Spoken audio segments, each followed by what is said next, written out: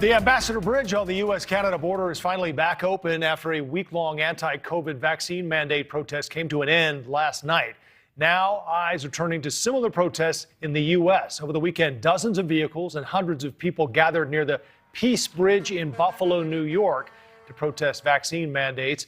And another group, the People's Convoy, is now reportedly planning a cross-country convoy from Los Angeles to Washington, D.C. Republican Senator Rand Paul has voiced support for the convoy, saying it would be great if the protesters clog up U.S. cities. Joining me now, another Republican from the Hill, Representative Nancy Mace of South Carolina.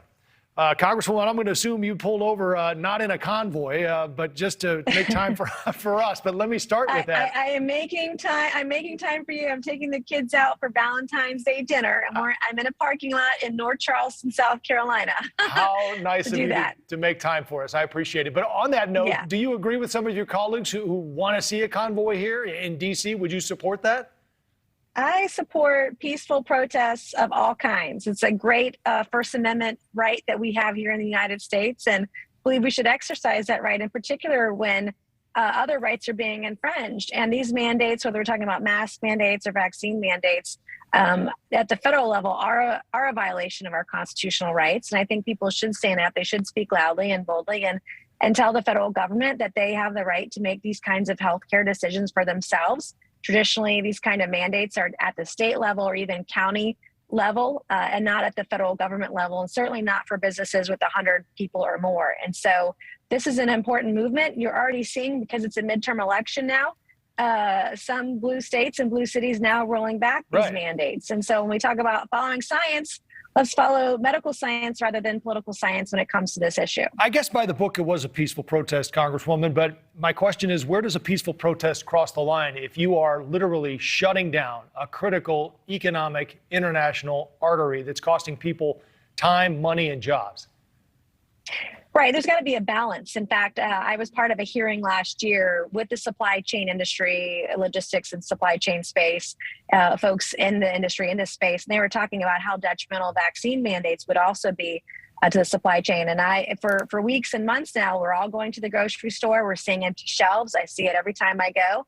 We're seeing the price of gasoline up 50%. The cost of everything going up. And all this does affect us. And the mandates do have a detrimental effect, but as would a blockade or this kind of a walkout or this kind of protest would also have an effect on our supply chain, which is why it's so important for us to work together to build consensus and do what's right for the American people, not because it's political and might win you an election or not. There seems to be a difference between a convoy and a blockade, even from the truckers that we've talked with, Congresswoman. I guess with all that we're dealing with right now, many of these things you just touched on, do you think the American public has a stomach for this if it were to happen here?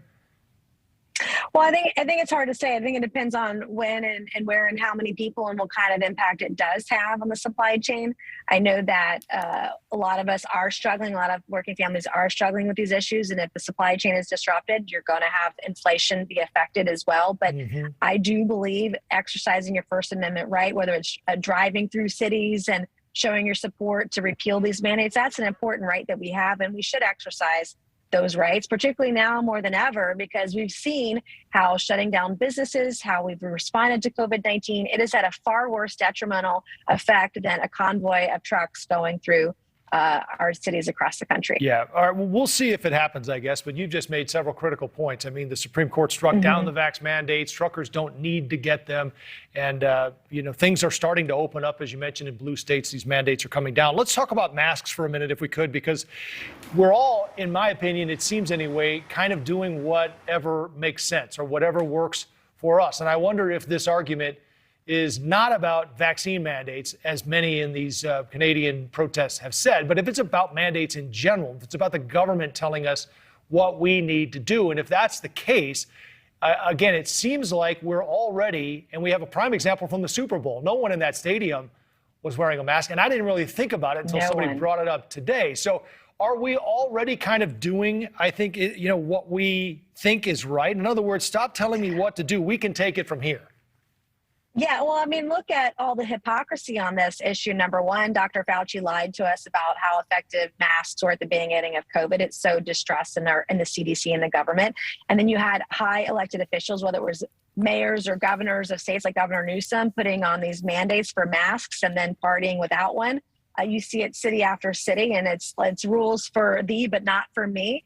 And I think people are tired of it. And you saw that at the Super Bowl last night. I think people want to continue along their lives and work and raise their family and make these kinds of decisions for themselves. I'll tell you, as a single working mom, when we had Delta variant or different variants spiking in the US, I made my kids wear masks to school because I felt more comfortable with that. But when we don't have these spikes, I don't want my kids in masks. And that's a decision that I should be able to, as their mom, make for them, as should anybody else in this country be able to make that decision for themselves and not be judged for it either way. I'm out of time. I need a yes or no from you, Congresswoman, or my producers will yell at me. Do you think Putin's going into Ukraine? It's hard to say, TBD. Okay. All right. We'll give you that one. Listen, thank the kids for sharing you on Valentine's for a few minutes. We appreciate the time. Thank you for watching. Click the red subscribe button below so you can get more of NewsNation's fact-driven, unbiased coverage.